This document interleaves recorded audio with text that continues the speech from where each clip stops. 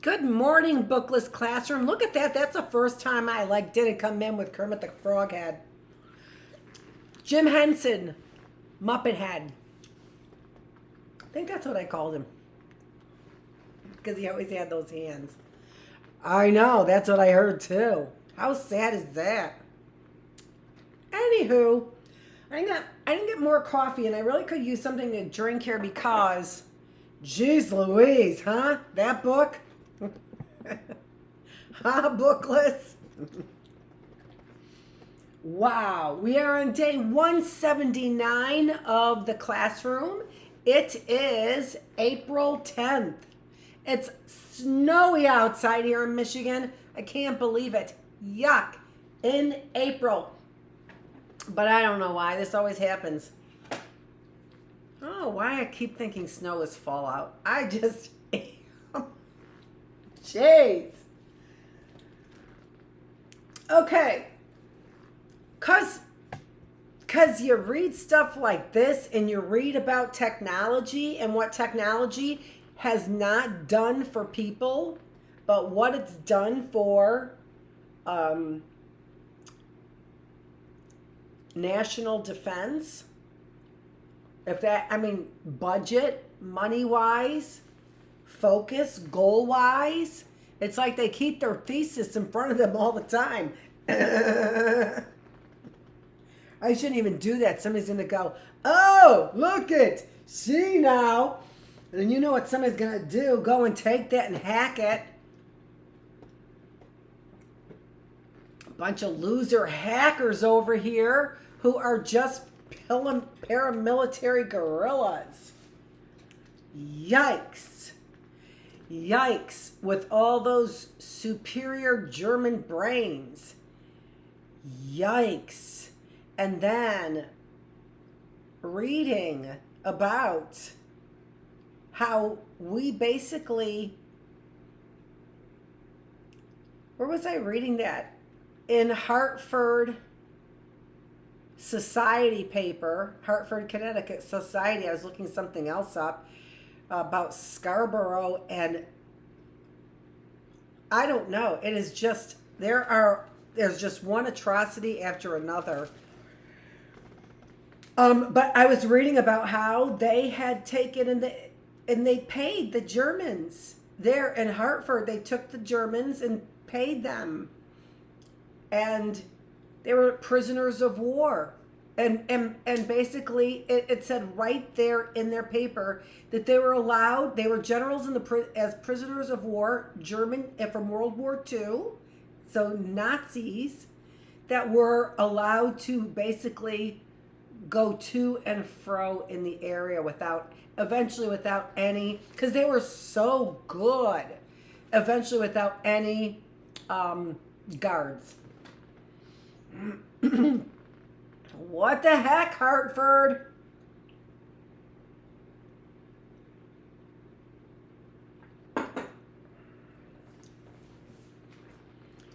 We are on chapter 9, the Battle of Verdun. I think I'm saying that right. A German infantryman aims his rifle from a ruined trench near Fort Vaux during the Battle of Verdun, 1916. Beside him, a dead French soldier lies sprawled out, partly covered by debris. So we left it that the Eastern Front near the Ottoman Empire and where Russia would have been a part of, that Eastern Front was no longer a real viable option in the war any longer. They had really taken care of Russia because they had basically no technology. They had cavalry and whatever technology that goes with cavalry, right? So horses, on horseback. They were fighting wars on horseback.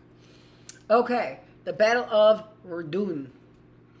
At 7:12 a.m. on February 21st, 1916, an explosive shell fired from a German long-barreled gun nearly 20 miles away smashed into the 1,000-year-old Cathedral of Verdun. Wow. For the next 9 hours, all morning and into the late afternoon, explosives rained down on the French troops guarding the little city and the ring of forts around it. A bombardment on a scale never before seen in any way. No line is to remain unbombarded, the German orders commanded. No possibilities of supply unmolested. Nowhere should the enemy feel himself safe. So this is World War I and World War II, the same mentality. These are the people that Hartford, Connecticut took in. And oh, by the way, this was a society paper that I was reading about something I had come across, names I had come across, and from 2018. Praising their behavior towards German prisoners of war. Now, I'm not saying that we shouldn't have, but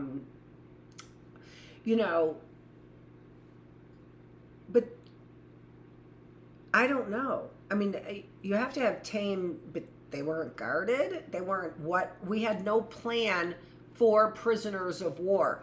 That I was reading in some other book that I was reading, or something else that I was reading. Oh, I don't know. Not sure. But we had no plan for prisoners of war. It could have been on one of the documentaries I was watching a while back. And that makes sense. And I do think it makes sense that it was a documentary on Get Connected. So I think that's what it's called. Anyway, yes, it was. And I talked about it here with you a little bit.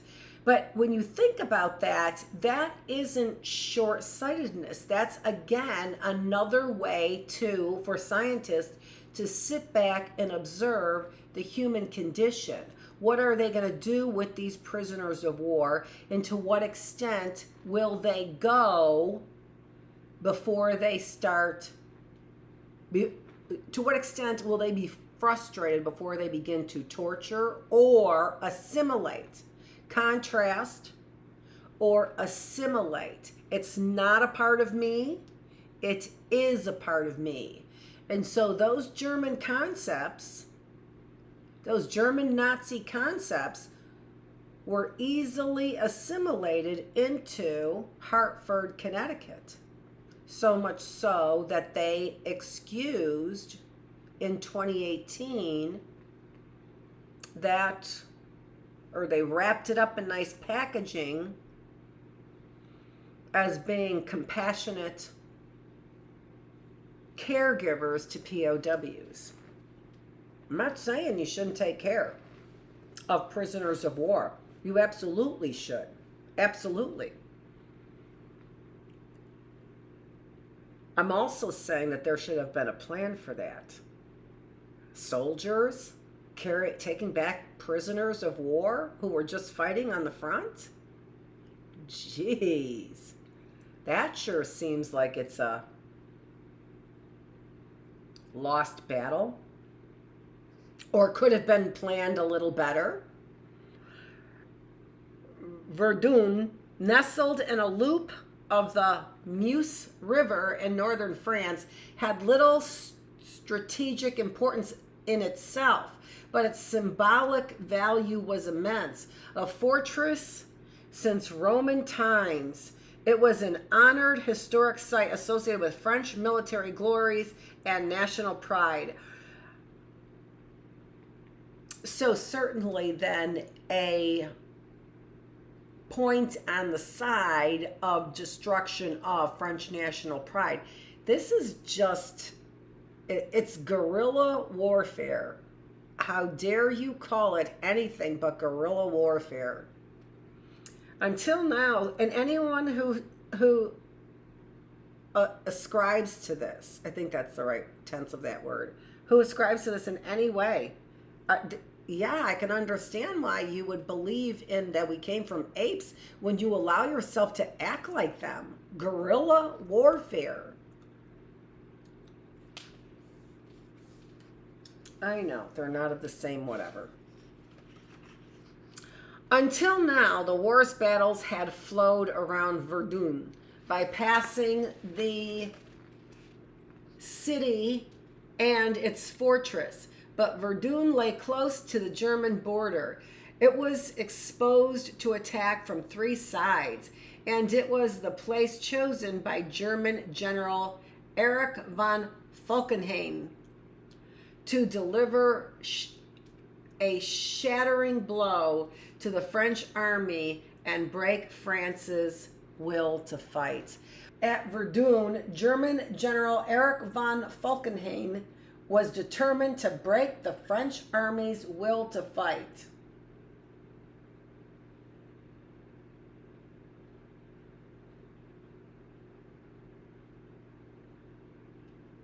That's so interesting to me. He's got the Celtic cross on. Look at the guy who was standing out here yesterday when I freaked out because they were knocking, right? You guys all heard it. Although I stopped recording, so it didn't get recorded. Except he had long hair, but he had the same, and long Fu Manchu, which also looked like my husband. What the?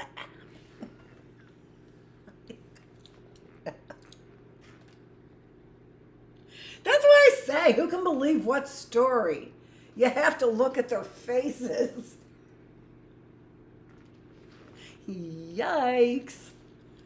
French General Philippe Pétain rallied his troops with the cry, "They shall not pass."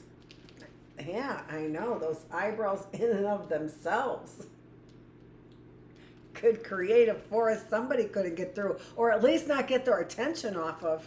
Distraction. Wartime strategy. Eyebrows.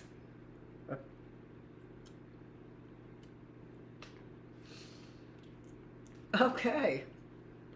The strain on France has reached the breaking point, though it is certainly borne with the most remarkable devotion, Falkenhayn wrote. If we succeed in opening the eyes of her people to the fact that in a military sense they have nothing more to hope for, that breaking point would be reached. God. Falkenhayn's plan was to strike at a vital location that the French could not afford to lose. They would defend Verdun at all costs, Falkenhayn reasoned, and would fight to regain the city if it was lost. By attacking Verdun, the Germans would compel the French to throw in every man they have.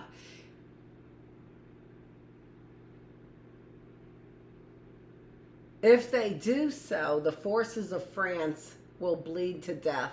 What? Jesus.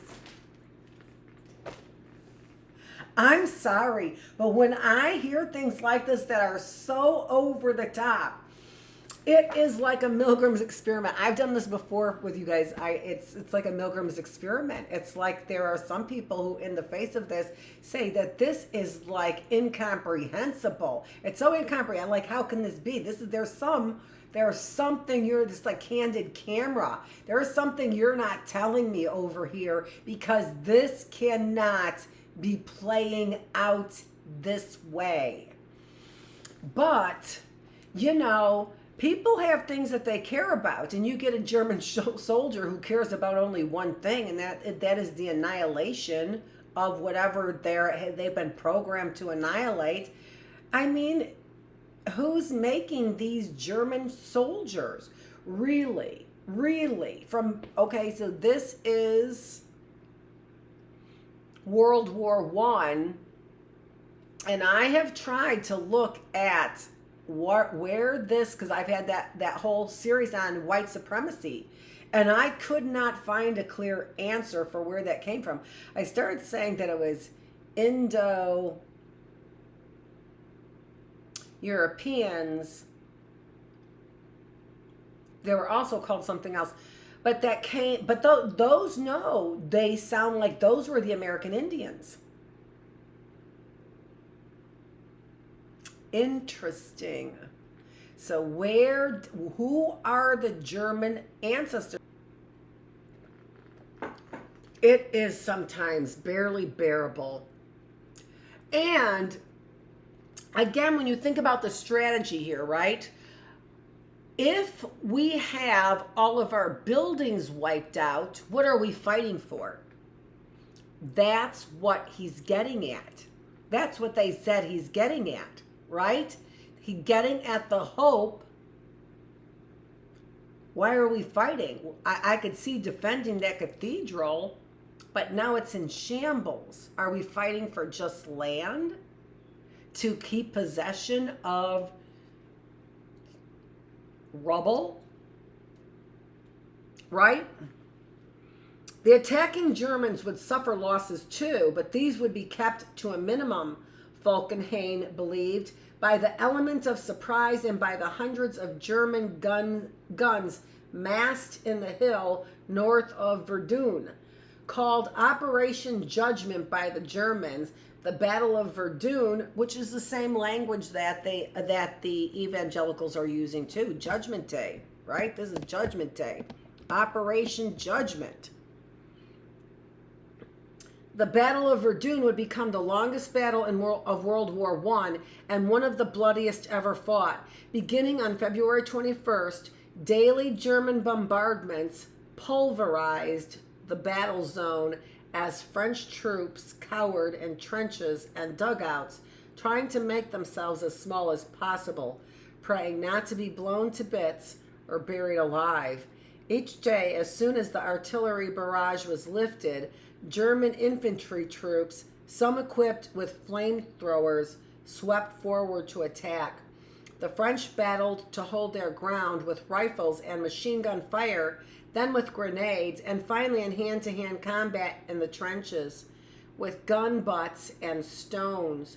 Caught by surprise, as Falkenhayn had planned, and overwhelmed by the enemy's numbers and firepower, the French began to fall back as the Germans advanced towards the key forts of Vaux and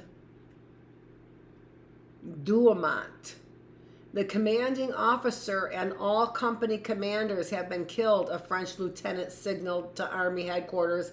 My battalion is reduced to approximately 180 men from 600. I have neither ammunition nor food. What am I to do? On February 24th, German troops overran the entire outer trench zone. On the 25th, they captured Fort Douaumont on the heights overlooking Verdun. The city, which seemed on the point of falling, was being evacuated. That evening, General Philippe Pétain arrived to assume command of the French forces. Pétain was not a man to give up. Retake immediately any piece of land taken by the Germans, he insisted. The next day he insisted his famous order, they shall not pass, a rallying cry that bolstered French morale. Pétain reorganized the French defenses and took personal command of the artillery. Now the Germans became the targets of fierce bombardments as they clung to their front line positions or tried to advance. Meanwhile, French reinforcements were pouring into the battle zone, and as Pétain had ordered, French troops fought to hang on to every yard of territory and counterattack to regain ground that had been lost. Falkenhayn had intended to wage a war of attrition to bleed the French forces to death, maximizing French casualties while keeping German losses to a minimum. But he had not counted on the fervor of the French troops, on their determination to defend their home soil, and French soldiers inflicted as many losses on the Germans as French themselves suffered. German troops advanced to within 4 miles of Verdun, but as French resistance stiffened, The Germans were halted and could not push their positions forward. The battle settled into yet another stalemate as the bombardments intensified and each side attacked and counterattacked again and again.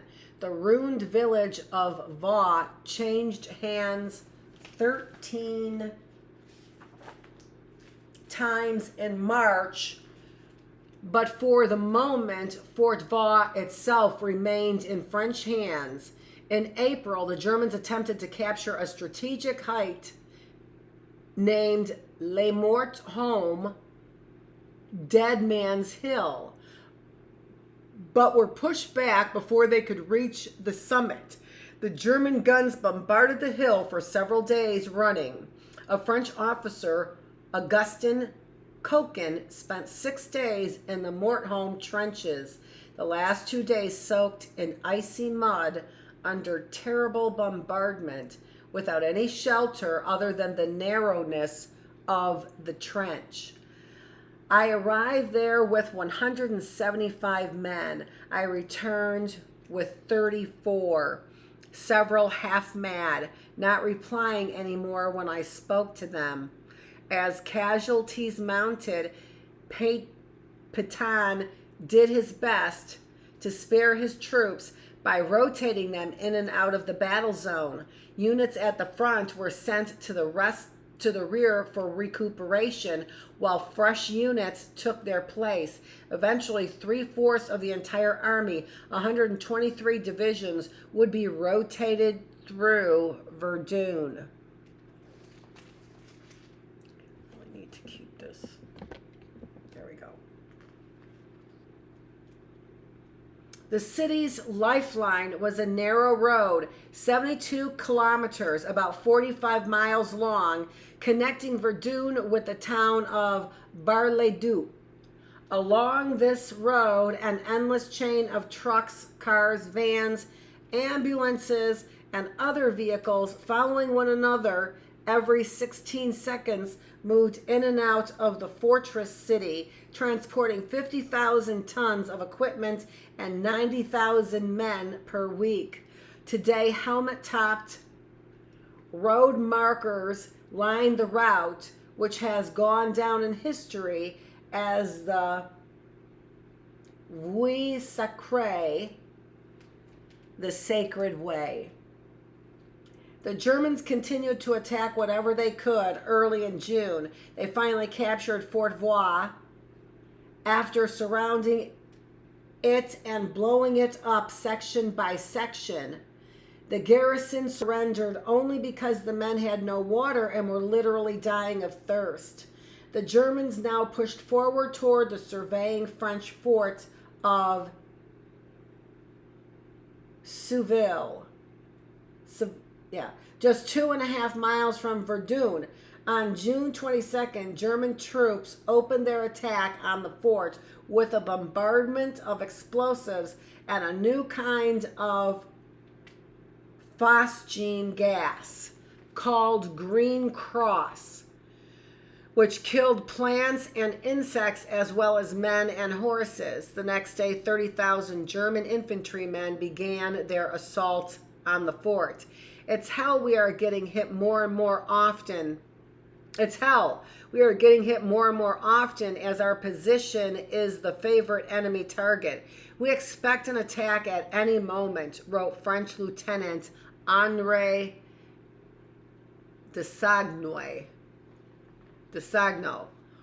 who had spent 14 days in the trenches and somehow managed to write in his journal, "Our heads are buzzing. We have had enough. Numb and dazed without saying a word, and with our hearts pounding, we await the shell that will destroy us. The wounded are increasing in numbers around us. There is death everywhere. At our feet, the wounded groan in a pool of blood. 2 of them, more seriously hit, are breathing their last. One, a machine gunner, had been blinded with one eye hanging out of its socket and the other torn out. In addition, he has lost a leg. The second has no face, an arm blown off, and a horrible wound in the stomach. Moaning and suffering atrociously. One begs me, "Lieutenant, don't let me die, Lieutenant. I'm suffering, help me." The other, perhaps more gravely wounded and nearer to death, implores me to kill him with these words, "Lieutenant, if you don't want to, give me your revolver." For hours, these groans and supplications continue until 6 p.m. They die before our eyes without anyone being able to help them. Who would ever be motivated to create that? A French sentry at the entrance to Fort Vaux, which was captured by the Germans in June 1916 and recaptured by the French in November.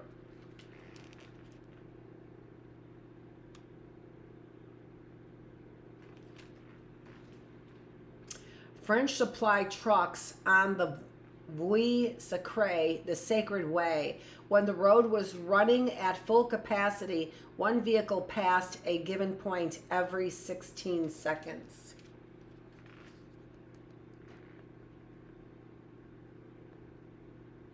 So that's how many times then they were replenishing the troops.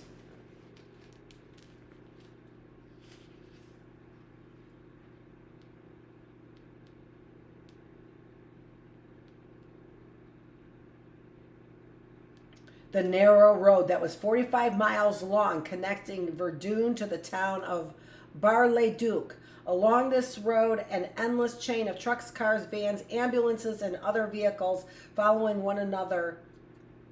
after one another every 16 seconds moved in and out of the fortress city, transporting 50,000 tons of equipment and 90,000 men per week. I read it, but I was just thinking about all this tragedy as I'm reading. For nearly 3 weeks, French troops bear back successive enemy attacks on Fort Souville.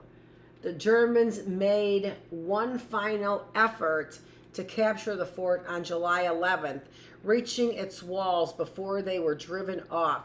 This was the last German attack.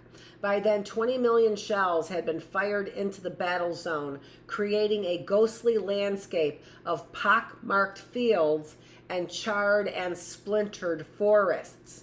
Entire villages had disappeared. Some would never be rebuilt. Verdun itself was a smoldering ruin, but it remained in French hands. 500,000 men, French and German, had been wounded or killed fighting over an ancient fortress that had small strategic value. Two views of Verdun after months of German bombardment. Two different views here.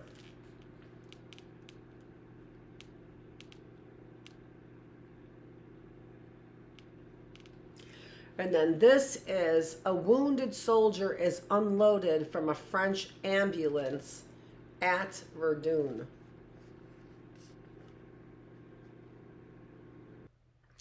The Germans had failed in their intention to make the French army bleed to death. Even if they had captured Verdun, they would have gained little. For the French, saving Verdun had been a matter of national pride. Remember, that was one of the 4 things that we were looking for, right? In what we're reading. Do you remember what the other ones were? National pride, right? Nationalism. The other one that sounds like that is imperialism. Right? There were alliances, and what was the fourth one? Alliances, imperialism, nationalism, and what? Oh, technology. How could we forget that? For the time being, the fighting at Verdun was over. Meanwhile, another nightmarish battle raging since the beginning of July had shifted the center of action on the Western Front from Verdun to the Somme River. Okay, looks like that's going to be our next one. And we're going to go ahead and start. Chapter 10, the Battle of the Somme.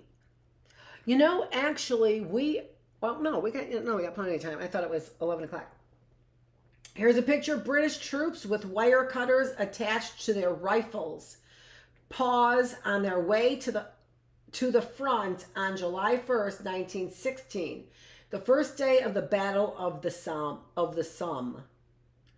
More than half of the men who entered no man's land that day were listed as killed, missing, or wounded.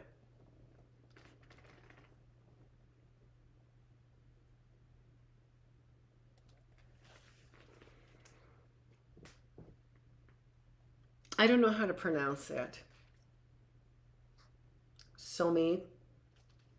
The Allies had agreed on a plan to break the stalemate. French, British, Russians, and Italian armies were to launch a joint offensive in several areas east and west, attacking the Central Powers from all sides and preventing them from shifting their reserves from one to another. The offensive on the Western Front was to be carried out by French and British forces along the Somme River north of Verdun in the province of Picardy. Originally, the plan called for equal participation by the French and British, but with so many French troops engaged at Verdun, the British took over the major role on the Somme. France would contribute 3 divisions to the campaign, while Britain had 19 divisions. The British commander, and then that kind of gives you a really good idea and then of this, because remember, we were talking 136 divisions or something like that of French, right? So that kind of gives you an idea of the, level, multitude of destruction that's going on.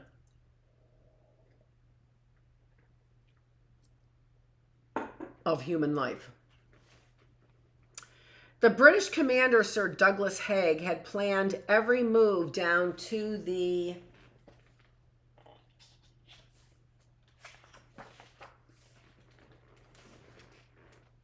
last detail. A massive infantry attack would be preceded by a week-long artillery bombardment in which 1.5 million shells would be fired, flattening the enemy's barbed wire defenses, destroying their trenches and fortifications, and stunning any enemy soldier who managed to survive. The attacking Allied troops could then advance across no man's land behind the shield of a creeping barrage. They would take possession of the enemy trenches, which should be empty by the time they arrived, and move beyond them to open country in the rear. General Haig was supremely confident. I feel that every step in my plan has been taken with the divine help, he wrote to his wife on the eve of the battle, and he recorded in his diary, the barbed wire has never been so well cut, nor artillery preparation so thorough. So this is British General Douglas Haig persisted in attacking again and again. This is his picture right there.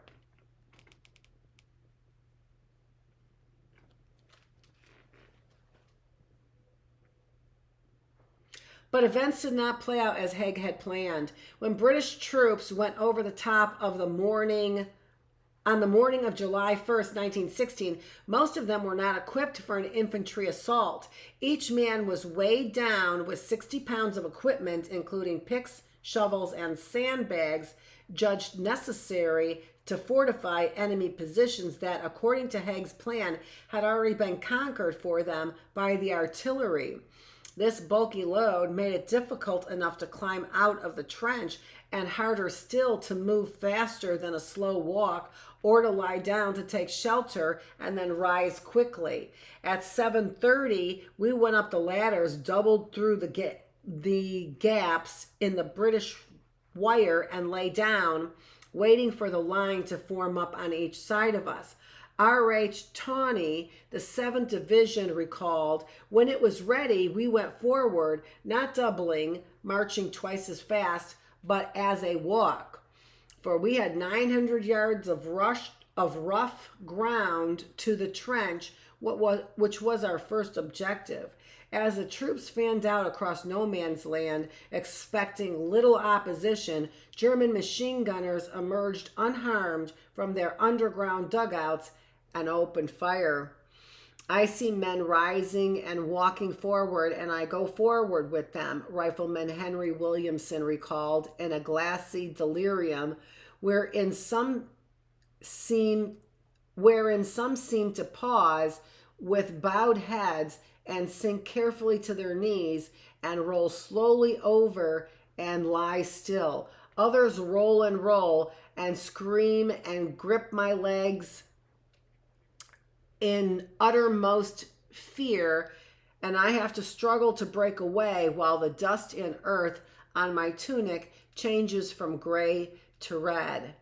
And I go on with aching feet up and down across ground like a huge ruined honeycomb, and my wave melts away, and the second wave comes up and also melts away, and then the third wave merges into the ruins of the first and second, and after a while the fourth blunders into the remnants of the soldiers, and we begin to run forward to catch up with the artillery barrage, gasping and sweating in bunches. Anyhow, every bit of the months of the drill and rehearsal forgotten, for who could have imagined that the big push was going to be like this? This picture says, supporting troops scramble out of their trenches and move forward to attack German defenses.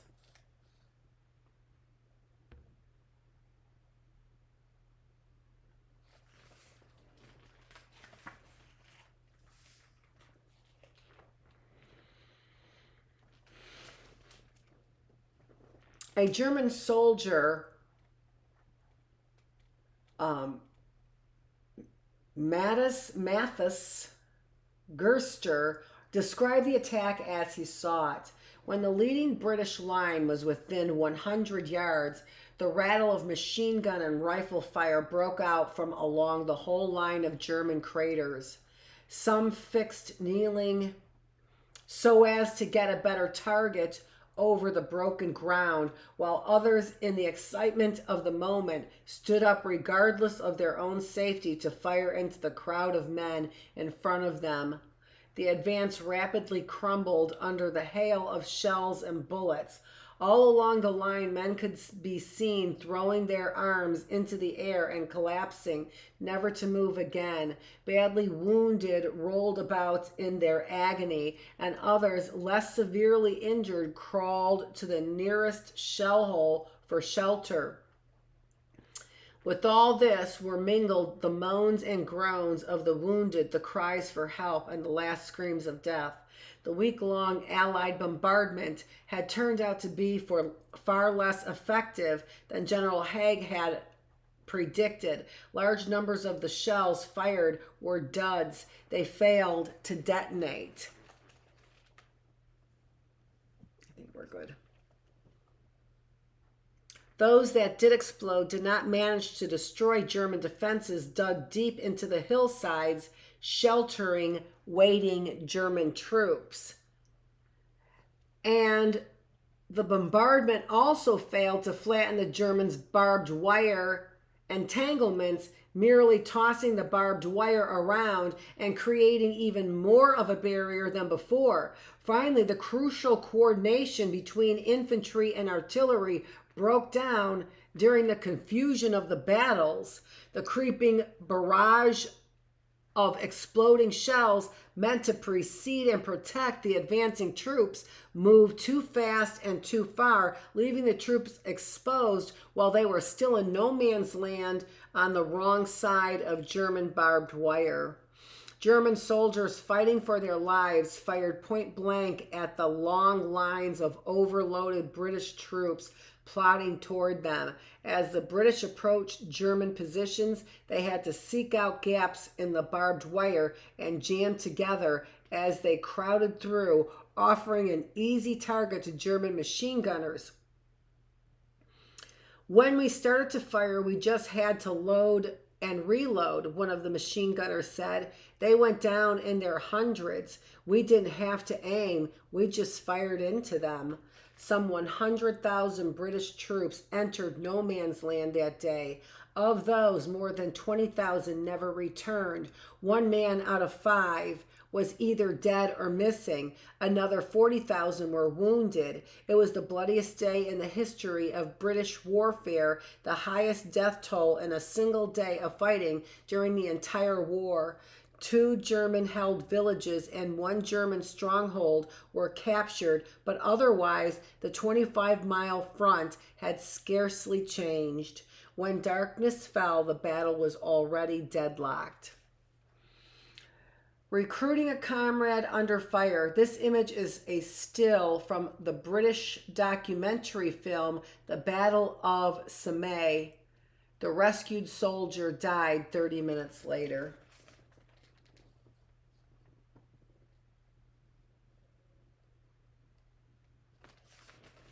I don't know if I've seen that or not.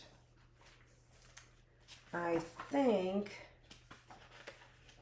we're going to stop there. And I know we usually don't stop in the middle of our book, but I think we're going to stop there and try and stay closer to on schedule for us. All right.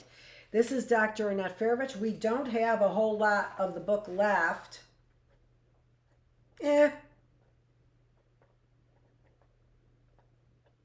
Oh, I thought there were a lot of references and notes back here, but there aren't. So we actually do have a lot of the book left. It'd be nice if I continued on, but you know what? I'm going to get to Being Catholic Now on time, which is our 11:30 schedule. So I did a 45-minute Bookless Classroom today. That was nice for me going into our 4 days off. This is Dr. Annette Feravich. It was April 10th.